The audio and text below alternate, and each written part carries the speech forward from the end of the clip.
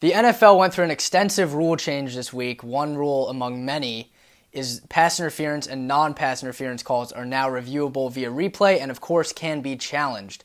Jordan, what are your reactions to the rule change? I think it's perfect. In fact, it was so perfect that the owners decided to have a vote, and the vote was 31-1 in favor of the rule being changed.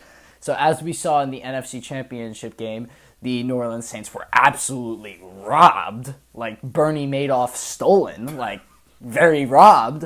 So with the call that should have been pass interference on Nickel Roby-Coleman of the Rams on Tommy Lee Lewis, who was going to be the receiver for what would have been a first down and maybe even a touchdown, definitely would have kept the drive alive if it was a first down.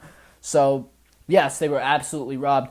And pass interference, offensive and defensive, no matter what it is a penalty that has an average of, I believe, a 15.2 yards in field difference. So basically, throughout the penalties, all the pass interference penalties, offensive or defensive, throughout the 2018-2019 season, during the playoffs and the regular season, had a 15.2 yard difference. So pass interference is a penalty that can flip the field. It's obviously very important. That's exactly why if there's a pass interference in the end zone, the offense gets the ball at the 1 yard line. It's a ridiculously important penalty. So you don't want to be missing calls on that. And if you think something isn't right, every coach should have the right to challenge that. I'm glad the NFL did this because honestly,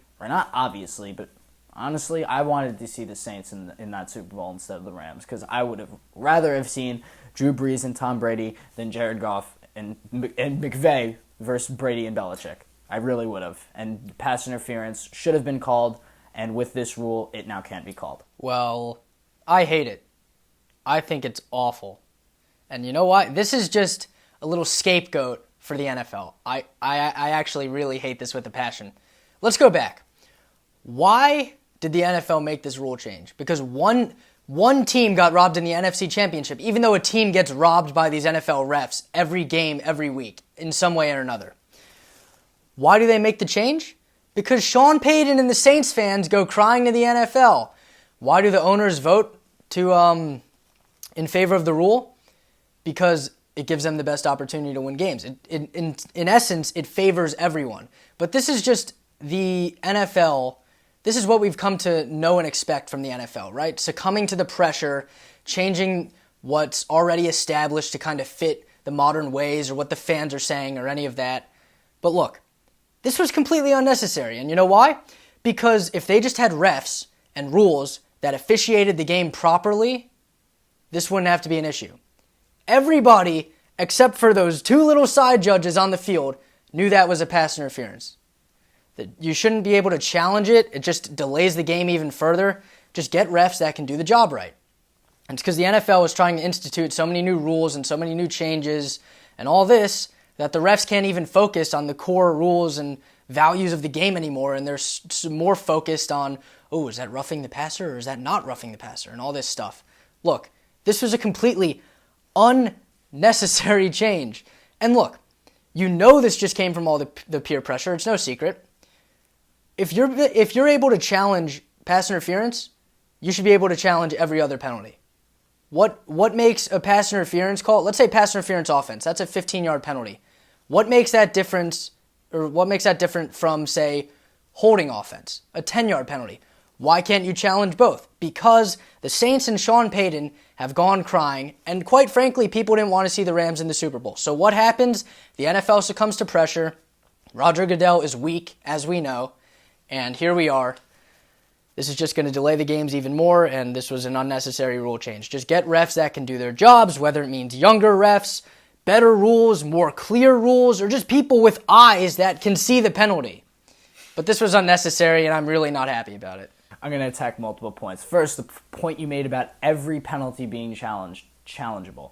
I agree with you to an extent, but I think penalties like offsides or neutral zone infraction or well, sure, start, but with two challenges, you're not going to see coaches challenging those types of penalties. Correct. That's pretty black or white.